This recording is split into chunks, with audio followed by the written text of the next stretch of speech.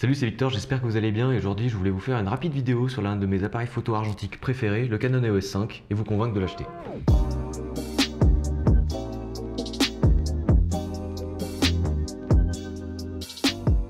Alors avant de vous montrer quelques photos que j'ai faites avec cet appareil, on va faire un peu d'histoire. Le Canon EOS 5 sort en novembre 1992, soit juste 3 ans avant que le premier numérique de chez Canon sorte.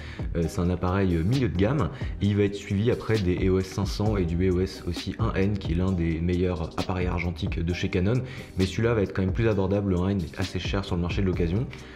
Petite anecdote, c'est l'appareil qui a été utilisé pour faire la fameuse scène dans Matrix à la fin, quand le Matrix 1 où il y a le combat entre Smith et Neo, où on a un stop motion, arrêt sur image, ça tourne autour. C'est avec cet appareil que ça a été fait, en tout cas avec une vingtaine, une quarantaine d'appareils qui étaient placés comme ça autour de la scène. Donc c'est assez étonnant d'avoir utilisé un tel appareil. Il se place vraiment en gamme presque pro de l'époque et c'est vraiment un outil, un très bon outil. En tout cas il peut sortir de belles images si on a l'œil et voilà, c'est un outil qui est très bon et on va voir un peu les spécificités. Alors au niveau des spécificités, le Canon EOS 5 est en polycarbonate, c'est pas la construction la plus robuste qu'on a mais ça fait amplement l'affaire. Il se charge par derrière. Jusque là ça reste un argentique assez standard, mais vous allez voir qu'il a des spécificités très particulières qui n'existent même aujourd'hui plus sur les appareils et lui c'était le premier à l'avoir, on va voir ça. Au niveau de la monture, on est sur une monture EF, donc c'est une monture très standard et qui vous permet d'accéder à un parc optique assez large et facile d'utilisation et peu cher aussi. Moi par exemple j'ai un 5D Mark IV, donc j'ai déjà un parc optique EF et du coup ça me permet d'éviter d'avoir un sac trop lourd à avoir deux types d'optiques. Je peux partager les optiques entre mon numérique et mon argentique. Au niveau de la pellicule à l'arrière, on est bien sûr remonté par un moteur. Alors ça consomme un peu, mais moi j'ai pas changé les piles depuis 4 ans, donc c'est pas trop compliqué. L'appareil peut être réglé sur la plupart des modes d'utilisation standard et professionnel. Moi j'utilise principalement en priorité ouverture parce que je préfère gérer ma profondeur de champ et c'est donc la vitesse qui s'adapte. Il peut descendre jusqu'à 1 8 millième, ce qui est assez pratique puisqu'en argentique les ISO sont fixés, donc on peut vraiment faire une 400 en pleine journée et éventuellement après le soir. Donc c'est assez pratique. Au niveau de la mesure de lumière, on a une mesure évaluative qui va prendre en compte le collimateur de mise au point choisi et évaluer la lumière ici. On a une mesure pondérée centrale qui va donc prendre en compte le centre mais aussi le reste de l'image.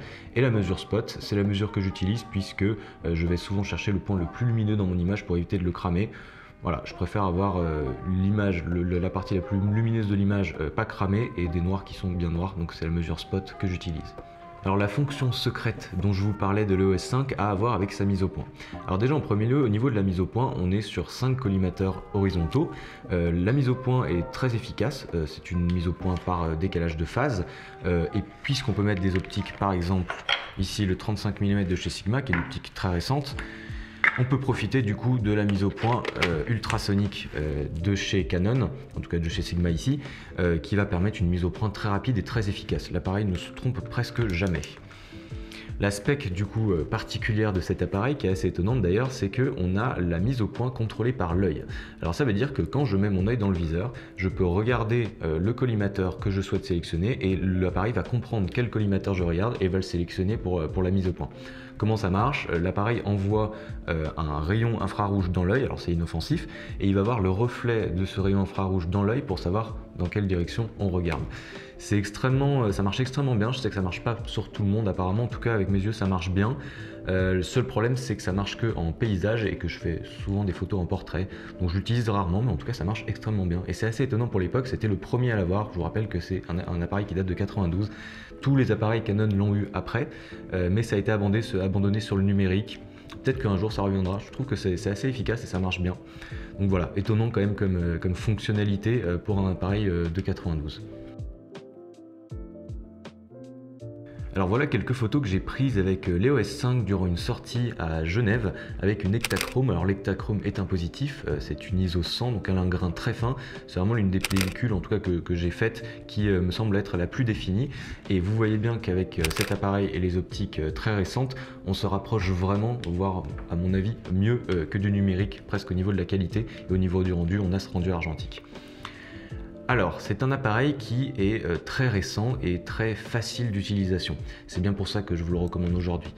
Certains diront que l'argentique, c'est quand même aussi prendre le temps, c'est aussi faire plus de manuel. J'ai aussi un Canon EOS 1 qui me demande de faire la mise au point manuellement, qui me demande de régler ma lumière, de prendre plus le temps. C'est une bonne chose aussi en argentique. Mais c'est vrai que cet appareil-là, il va avoir une autre utilisation. C'est juste un outil différent qui va vous permettre de faire des choses différentes.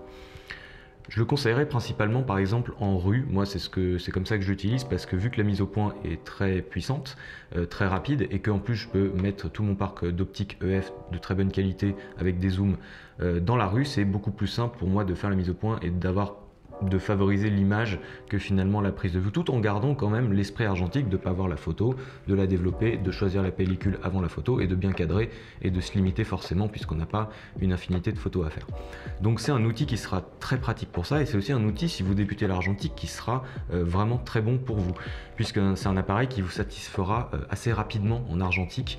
Ça marche, c'est efficace, vous n'allez pas faire de raté vraiment avec cet appareil et ça vous permettra d'apprendre plus vite tout en passant par l'argentique. Alors au niveau du prix, le EOS 5 a un peu de plus en plus cher malheureusement. Moi en fait on apprécie tellement cet appareil avec ma copine qu'on en a 4, on les a eu pour environ 30 voire 50 francs, donc 50 euros ici en Suisse. Je sais que maintenant en France, j'ai regardé sur le bon coin, c'est vrai qu'on est plus dans les 100-150, d'où le titre de la vidéo, mais en tout cas, c'est quand même un appareil qui, pour cet argent-là, sera très satisfaisant. C'est un appareil qui est quand même compliqué à trouver. Donc, en fait, quand je vous vends cet appareil, je vous vends toute la série des EOS qui sont sortis à partir de celui-là. Même le EOS 1N, maintenant, on peut le retrouver à des prix quand même assez intéressants. À partir de celui-là, les Canon EOS argentiques deviennent vraiment intéressants. Et c'est pour ça que je voulais vous faire cette vidéo. En fait, l'avantage c'est peut-être de le prendre sans optique parce que finalement c'est assez simple de trouver des optiques EF pas trop chères, donc ça c'est mieux de le prendre vraiment sans même l'optique. Et puis voilà quoi, c'est un appareil qui je pense plaira pas mal à des gens qui font déjà de l'argentique et aussi des nouveaux qui veulent essayer l'argentique. Comme je disais tout à l'heure, il vous satisfera assez rapidement. Voilà, j'espère que cette vidéo vous a plu. N'hésitez pas à soutenir le travail en likant la vidéo et en vous abonnant. Les vidéos sortent toutes les 2-3 semaines environ sur la chaîne. J'essaie quand même de prendre le temps de faire des gros projets, des choses qui me tiennent à cœur. Et donc voilà, je vous laisse vous abonner si ça vous a plu et puis je vous souhaite une excellente soirée.